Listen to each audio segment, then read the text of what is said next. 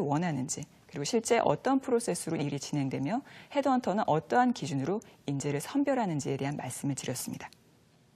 그렇다면 기업이 구인을 할 때 헤드헌팅 서비스를 이용한다고 합니다. 그리고 개인도 구직 활동을 할 때 헤드헌팅 서비스를 이용한다고 하죠. 뭔가 도움이 되는 게 있으니까 이용을 하겠죠. 그 도움이 무엇인지 역시 화면을 통해 알아보겠습니다. 먼저 기업의 경우 뭐니 해도 이제 인재 확보를 위해 헤드헌팅 서비스를 활용하는 경우들이 있습니다. 그래서 전문성이 있는 인재, 혹은 고위급 인재, 혹은 주변에 잘 알려져 있지만 막상 찾으려고 하면은 찾기가 좀 쉽지 않은 특수성 있는 인재를 비교적 짧은 기간 내에 집중적으로 찾기 위해 헤드헌팅 서비스를 사용하는 경우가 있고요. 그리고 이제 또 한 가지의 경우는 이제 비밀 유지라고 제가 이제 좀 기재를 해드렸는데, 이 부분은 뭐 예를 들어서 이제 기업에서 연구개발 인력을 찾는다라고 했을 때 이거를 자사의 홈페이지 내에서 공개 채용을 한다거나 아니면 어떤 민간 취업 포털들을 이용해서 공개적으로 채용 정보를 내면 아무래도 동종업계에 있는 쪽에서 좀 견제를 하고 긴장을 하겠죠. 그래서 이제 이런 부분을 풀기 위해 중간에 헤드헌팅 서비스를 좀 매개로 넣는다고 봐주셔도 되고요. 그리고 이제 또 하나는 어떤 내부 동요를 예방하는 효과 또한 좀 가져올 수가 있습니다. 예를 들어서 원래는 그동안 내부의 어떤 승진으로 충분히 채용이 되었던 자리에 대해서 그 기업의 경영진이 좀 다른 생각을 가지고 있었을 때, 즉 외부에서 어떤 인재를 스카우트하기를 원했을 때 바로 이 헤드헌팅 서비스를 이용하면은 자칫 있을지도 모르는 그 기업 내부의 동요를 예방하는 효과 또한 가져올 수가 있겠죠. 그리고 이제 세 번째 경우에 제가 시장조사라고 좀 표현을 썼습니다. 사실은 기업이 처음부터 시장조사를 하겠다라는 목적으로 헤드헌팅 서비스를 이용하는 경우는 극히 드문데요.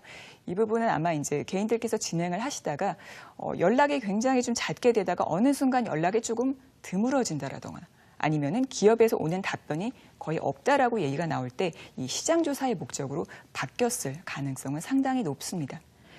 예를 들어 기업에서 원래는 외부에서 좀 채용을 하려고 했는데 막상 그 후보자들을 만나다 보니까 이 정도면 충분히 내부에서 육성해도 되겠다라고 바뀔 수도 있고요.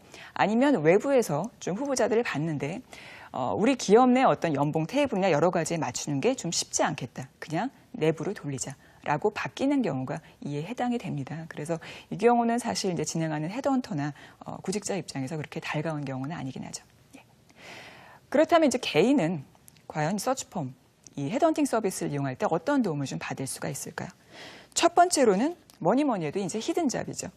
물론 요즘은 헤드헌터들이 공개 채용 정보도 굉장히 많이 진행을 하고 있지만 여전히 기업들 중에는 헤드헌팅 서비스를 통해서만 인재를 찾는 기업들이 존재하고 있습니다. 그렇기 때문에 이제 히든잡 정보를 얻는다라는 그 장점이 있겠고요.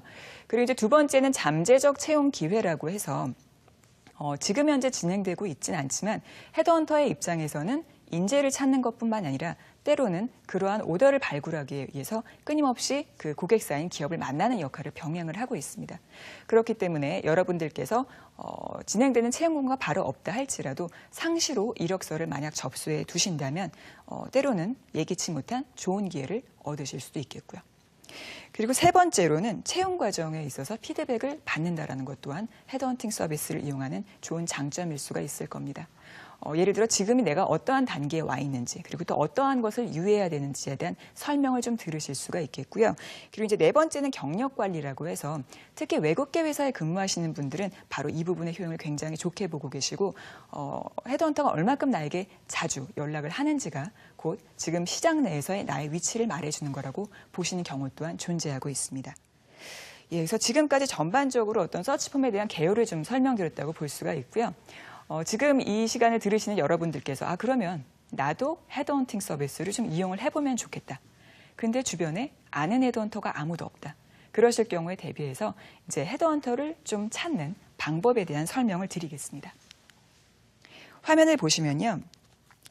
우선 이제 나에게 맞는 헤드헌터 찾기라고 해서 저희가 이제 제일 쉽게 접할 수 있는 방법이 바로 온라인 사이트를 활용하는 방법들이 있습니다. 저희가 자주 보는 사이트들 있죠. 뭐 잡코리아나 사람인 같은 사이트들이 있을 텐데 거기에 보시면 채용 정보에 기업명을 공개하지 않은 그런 채용 정보들이 있을 겁니다. 예를 들어 뭐 다국적 기업 혹은 뭐 국내 그룹사의 뭐 무슨 자리 이런 내용이 바로 헤드헌팅사의 채용 공고라고 보실 수 있고요. 어떤 경우는 사이트 내에 그 헤드헌터라고 따로 이제 메뉴가 나와 있는 경우도 있을 겁니다. 그래서 거기에 나와 있는 채용 공고를 볼 때 물론 하나하나를 보실 수도 있겠지만 그 공고들을 쭉 읽어보시다가 내가 지원하고자 하는 업종과 직종과 관련된 정보를 자주 올리는 서치펌이 어디인지, 자주 올리는 헤드헌터가 누구인지를 알아보시는 것이 바로 여러분들에게 맞는 헤드헌터를 찾는 방법이라고 볼 수 있겠고요. 그러면 어떤 분들께서 나는 온라인은 좀 그렇고 오프라인으로 직접적으로 어떻게 좀 찾을 방법이 없겠냐라고 좀 하실 수도 있을 텐데요. 그 경우에는 말 그대로 이제 직간접적으로 소개를 받거나 아니면 이제 헤드헌터들이 자주 좀 갈 만한 장소에 직접 가셔서 네트워킹을 하는 방법이 있겠죠.